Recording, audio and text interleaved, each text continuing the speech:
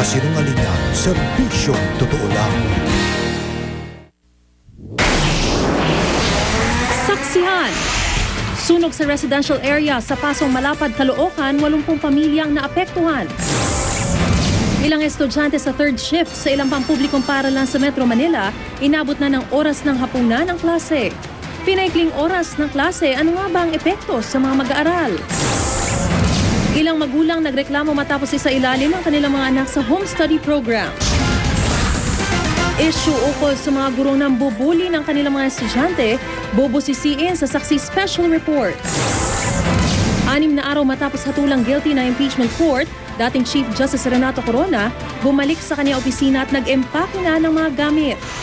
Mga aplikante para maging Chief Justice pinagsusumite ng JBC ng waiver para mabuksan ang bank accounts at SALN. Bahagyang pagtatakip ng anino ng mundo sa buwan, nasaksihan sa kalangitan. Direktang pagtawid ng planetang Venus sa pagitan ng araw at mundo, matutunghayan naman sa susunod na linggo. Sa showbiz saksi, 90s boy band na Backstreet Boys at New Kids on the Block hataw sa kanilang concert sa Mall of Asia Arena.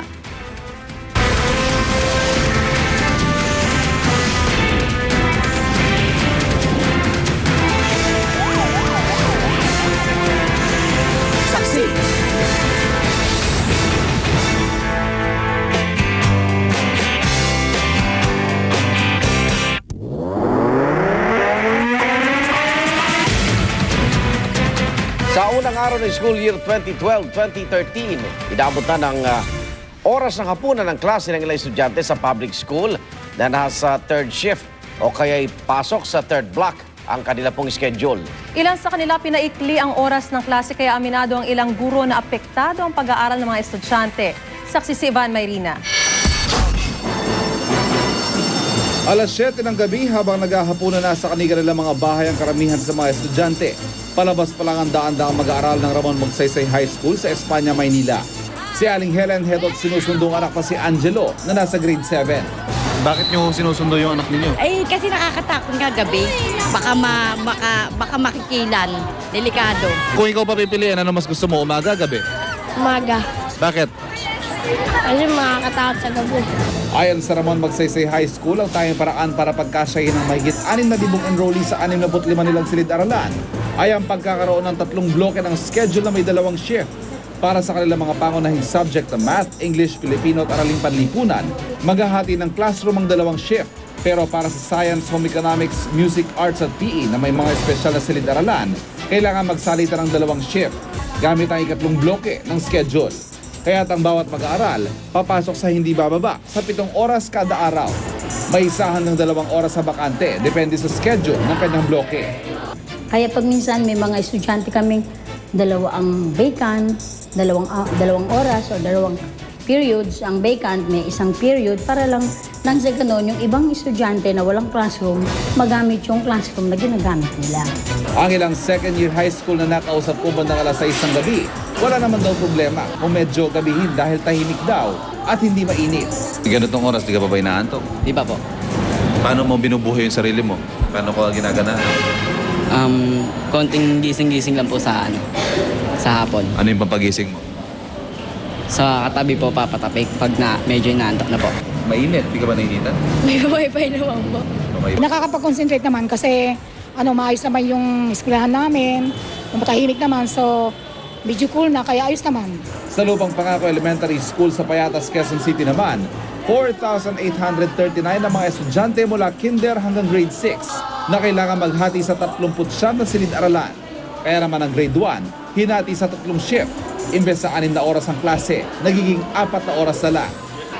Siyempre kasi hindi lahat maituro yung subjects, yung oras na sa bawat subject na nakalaan sa bawat subject, hindi maituturo. At dahil alas 6 ang gabi ang uwian ng huling shift, bantay sarado ang mga magulang at mga polis. Ako si Ivan Mayrina, ang inyong saksi. Dahil din sa kakulangan ng classroom, ilang mag-aaral sa Batasan National High School ang inilipat na sa home study program ng DepEd. Inalamahan ito ng kanilang mga magulang at saksi si Jamie Santos. Nanggagalaiti ang mga magulang na ito ng datnan ng GMA News sa Batasan National High School kaninang umaga. Reklamo nila, inilipat sa home study program ang mga anak nilang nasa regular class noong nakaraang school year. Ibig sabihin, mag-isang pag-aaralan ng estudyante sa bahay ang kanyang aralin gamit ang modules mula Lunes hanggang Biyernes at papasok lang sa paaralan tuwing Sabado. Kasi ang anak namin regular student dito. Ngayon, gusto nila ay home study. Sabado lang. Regular student yan eh. Hindi pwedeng gawin nilang ganon. Tsaka naguguluhan yung mga anak namin eh. Pumunta kami ng 28, ang sinabi nila, lahat daw ng mga nagsabi, gagawing home study, hindi naman pwede ang ganyan. Pero hindi lang ang mga pinag-summer kundi pati raw late enrollees pinag-home study na gaya ng anak ni Mang Alberto. Hindi kasi matutukan isang linggo lang sa bisa ng malekturan. Ang mga bata kasi, naalala ko, hindi matutukan pag-aaral.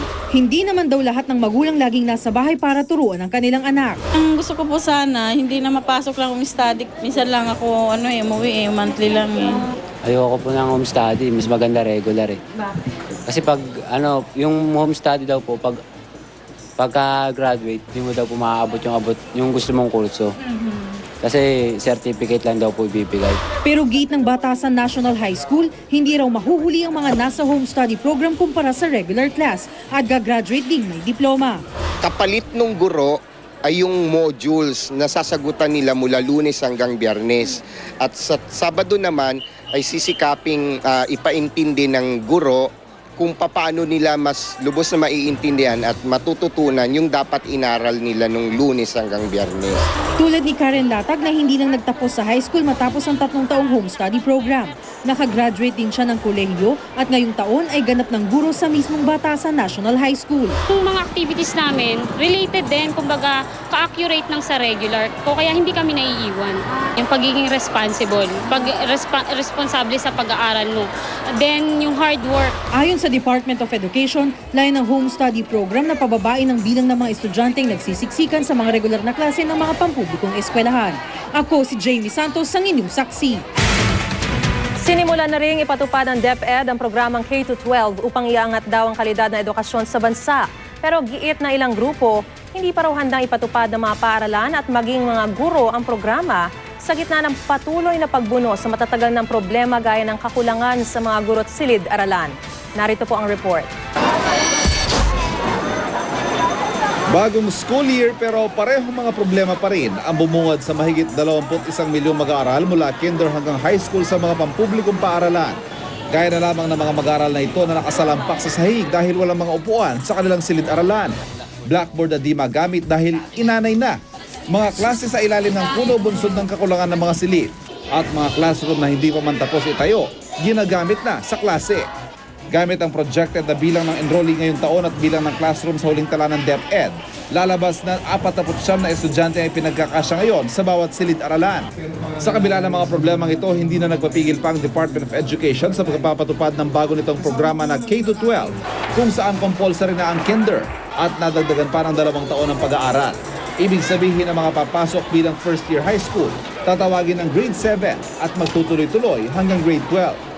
Maliban dyan sa halit na numero, mga letra na ang makikitang marka ng mga magulang sa report card ng kanilang mga anak na siyang bagong sukatan daw ng antas ng kahusayan ng mga bata sa bawat subject. Mother tongue o kinalakihang wika na rin ang gagamiting medium sa pagtuturo mula kinder hanggang grade 3, kabilang ng Tagalog, Kapampangan, Waray, Maranao at iba pang wika. Pero giita ilang grupo, hindi pa handa mga guro't paaralan na ipatupad ang mga pagbabagong ito. Hindi nagpatayo ng mga classroom para sa kindergarten. No?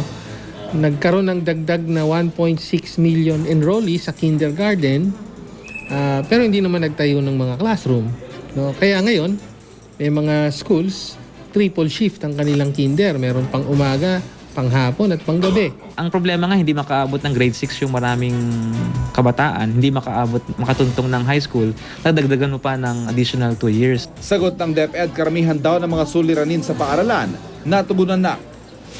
Ang extraordinary ay yung mga tinatawag natin na taong-taong problema ay karamihan dito ay nasolusyon na at ang iba ay meron ng solusyon ginagawa na. Sapat na raw ang bilang na maaklat at may sobra pa umanong mahigit 1 milyong upuan. Ang classroom shortage naman bababa na rin daw sa mahigit 5,000 oras na matapos ang pagtatayo na mahigit 40,000 bagong classroom. Sa mga guro naman, higit 11,000 na lang daw ang kakulangan mula umano sa mahigit 78,000 nitong nakaraang taon. Ang teachers, classroom, seats, textbooks, and toilets. No? So ang natitira na lamang namin na gagawin sa taong ito at saka pati yung teachers, yung classrooms, natitirang classrooms at saka yung toilets, hindi natin matatapos lahat. Pero sigurado ako 80 to 90% matatapos yan. Laging pinapaalala sa atin ng DepEd na buong mundo, K-12 na. Global standard daw. Eh kung ganoon, at the minimum, sundin natin yung global standard for education spending, which is 6% of the gross domestic product. For the past few years, we're only spending 2.3 to 2.6% of the GDP. Para sa saksi, Ivan Mayrina, nag-uulat. Hindi na bago ang mga kwento ng mga gurong nambubuli o nananakit sa kanilang mga estudyante bilang pagdisiplina. Kaya ang DepEd nagpatupad ng mga polisiyang layong protektahan ang mga estudyante. Darito ang saksi, special report.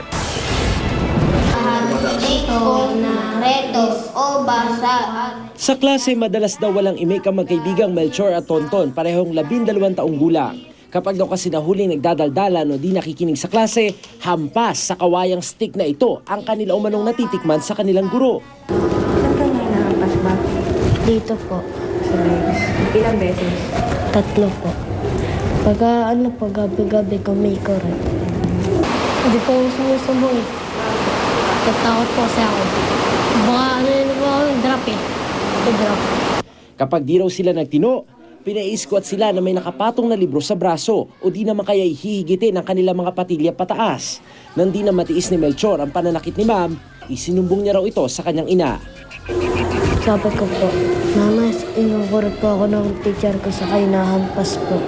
Nagpunta ako sa school, tinanong ko bakit niya kinurot. Sinabi naman sa akin ang dahilan. Sabi ko, Ma'am, kahit sabihin yung gano'n ng bata, wala kayong karapatan. Siyempre, pinaglaban ko rin, anak ko yan.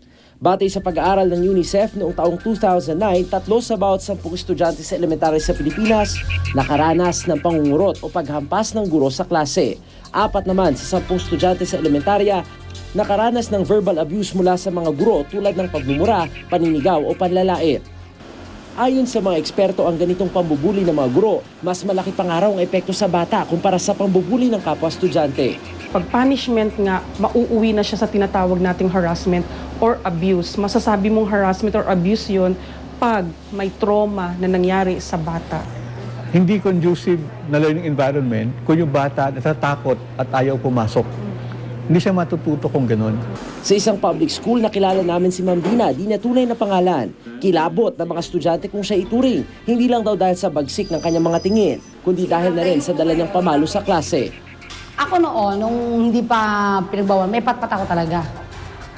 Pero yung patpat yan sa DESA tama. Pag ako nakatatlong beses at hindi sumunod, doon tatama sa kanila. Kwento pa niya, isa-isa niyang pinasusuntok sa pader ang mga estudyanteng nasasangkot sa rambol. Kung ano naramdaman mo na sinusuntok mo semento, gano'n nararamdaman niya. So dapat bang ulitin yun? Pero nang formal ng ibaba at direktibang nagbabawal sa pamamalo sa klase, tumigil na rin daw si Teacher Dina. Ayon sa isang guidance counselor, mas mainam pa rin daw na daanin ang pagdidisiplina sa maayos na pag-uusap. Pag yan ay positive discipline, wala dapat mararamdaman ang bata na trauma, kundi naintindihan niya na dinidisipline siya. Para bawas takot sa mga estudyante, inilunsad na ngayong school year ng DepEd ang Wear a Smile campaign para sa mga guro. Iba kasi yung impact na pagpasok mo sa klase, di ba? Pag yung teacher ay masaya nakangiti at talagang wini-welcome ka, gusto mo na pumasok sa klase. Nitong Mayo rin, inaprubahan na ng DepEd ang Child Protection Policy sa mga paaralan para pangalagaan ang mga bata laban sa anumang uri ng pang-aabuso mula sa guro o kapwa estudyante nito.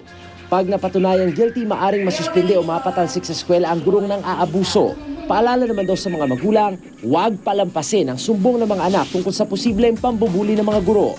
Agad itong isang guni sa pamunuan ng eskwelahan. Ilan sa mga senyales na posibleng biktima ng pang-abuso ang inyong anak ay ang biglaang kawalan ng gana pumasok, pagbaba ng mga grado sa klase at biglaang pagsulpot ng mga marka ng kurot o pasa. Pangalawang, magulang ang turing ng mga estudyante sa kanilang mga guro. Kaya sa halip na dahasang gamitin, ang unawa at tamang paggabay ang dapat pairalin. Hindi lang tayo teacher sa bata kundi tinuturuan din natin sila ng mga values, positive attitudes, na maging productive citizen sila, maging matinong tao sila. Para sa Saksi, Steve Dailisa, Nagulat.